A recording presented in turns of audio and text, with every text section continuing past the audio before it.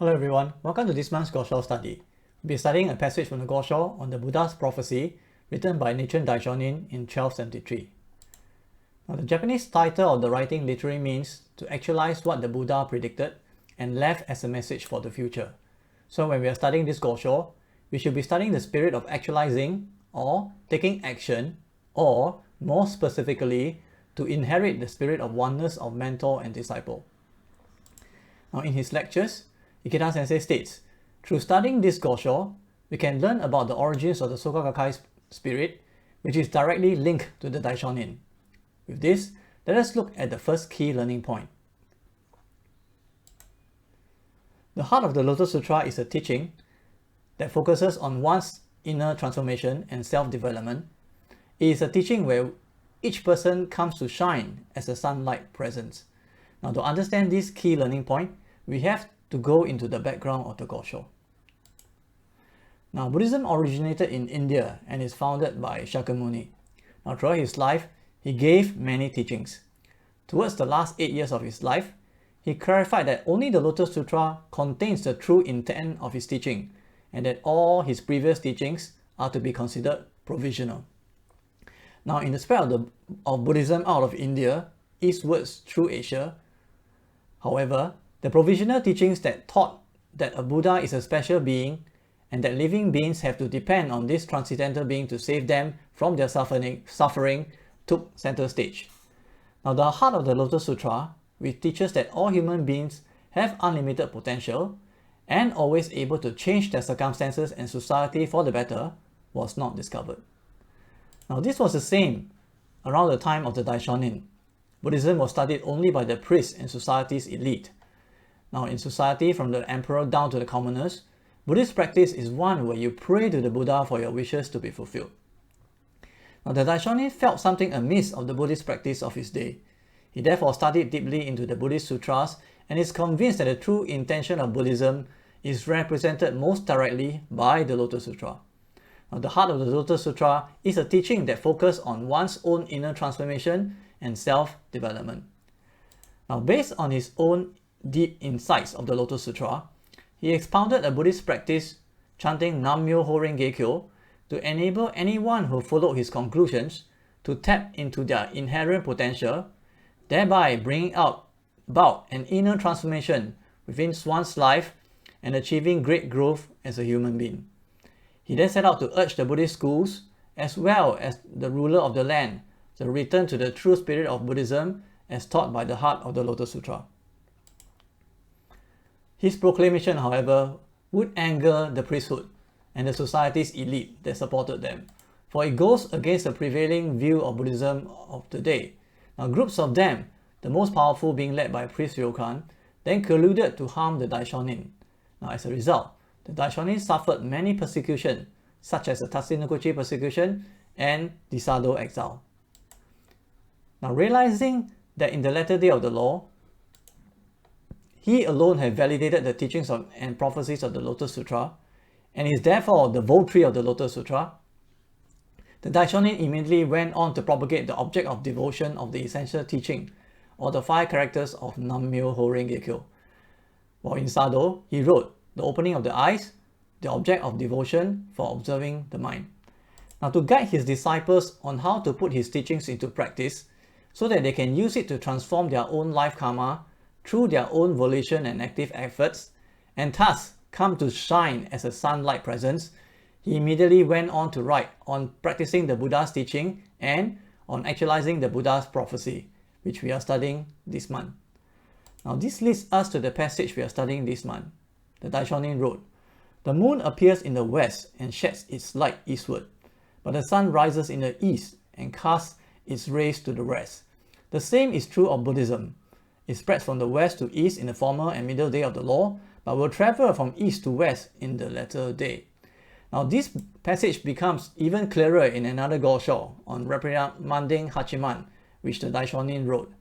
"The moon moves from the west eastward, a sign of how Buddhism of India spread in an easterly direction. The sun rises in the east, an auspicious sign of how the Buddhism of Japan is destined to return to the land of the moon." Now here the Daishonin is proudly proclaiming that as a further proof to what he has validated and taught, which is the object of devotion of the essential teaching or the 5 characters of Nam-myoho Renge-kyo, will surely spread throughout the world without fail. Now we must remember that he made this proclamation while he is still suffering in Sado Island and not knowing if he can return alive. Now the prophecy of the Daishonin that predicts the worldwide propagation of his Buddhism was actualized in reality by the mentors and disciples of the Soka Gakkai, who spread it to 192 countries and territories around the world in accord with the Daishonin's spirit. Now in that sense, the Soka Gakkai's appearance has given testimony to the validity of Nichiren Daishonin's Buddhism. So, in this present age, we can say that the only place that one can engage in the correct practice of Nichiren Buddhism and come into contact with the essence of the Daishonin spirit is in the Soka Gakkai. Now earlier I mentioned that this Gosho is all about taking action and inheriting the oneness of mentor and disciple spirit. And we have briefly learned how Nichiren Daishonin actualizes Shakyamuni's prophecies, how the 3 Soka Gakkai presidents and members have made Nichiren Daishonin's Buddhism transmission throughout the world a reality. Now what holds for the future? What else is to be done? Now on this, Ikeda Sensei talks about the second act of worldwide kosen-rufu. He says, I have completed the sound and solid foundations of worldwide kosen-rufu.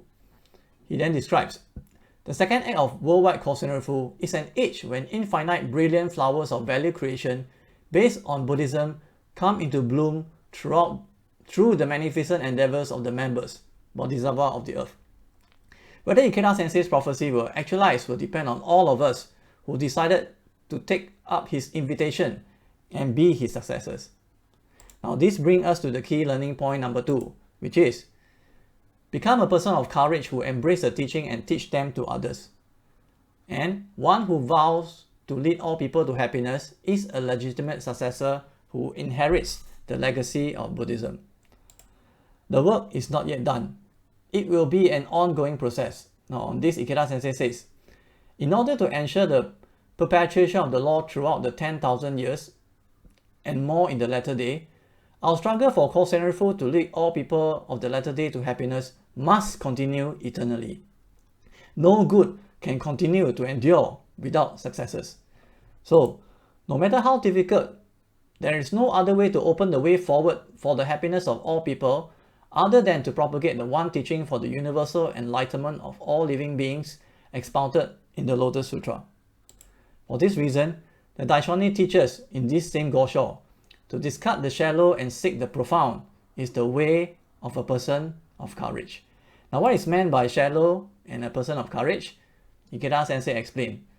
Viewed in terms of human life, shallow means inertia, idleness, and cowardice. Bravely defeating such inner weakness and seeking deep conviction and profound human greatness is the way of a person of courage. He continues, together with all of you who have joined me in this struggle, I declare with great pride, we are the ones who are fulfilling the prophecy of the Buddha of the latter day of the law. As such, one who vows to lead all people to happiness is a legitimate successor who inherits the legacy of Buddhism. Now finally, we come to the third learning point, which is, one who remains undefeated by hardship is a Bodhisattva and a Buddha. The victory of each of us will contribute to the eternal flow of the great river of kosen-rufu. Now continue on what we have learned about courage. Ikeda Sensei teaches, a person of courage is an outstanding individual who is self-reliant. Such a person is a Bodhisattva and a Buddha. Now the Lotus Sutra expounds that a Bodhisattva is one who is undaunted in the face of hardship. He or she remains undefeated no matter what happens. Now on this, Ikeda Sensei quoted the Daishonin. He says, though worldly troubles may arise, never let them disturb you. No one can avoid problems, not even sages or worthies. Suffer what there is to suffer, enjoy what there is to enjoy. Now regard both suffering and joy as facts of life, and continue chanting Nam-myoho Renge-kyo no matter what happens. Now regardless of what challenges we face in the course of life, we can definitely win in the end through faith in the mystic law, which has the power to transform poison into medicine. Now lastly, to sum up the 3 key learning points, I'd like to end with Ikeda Sensei's guidance.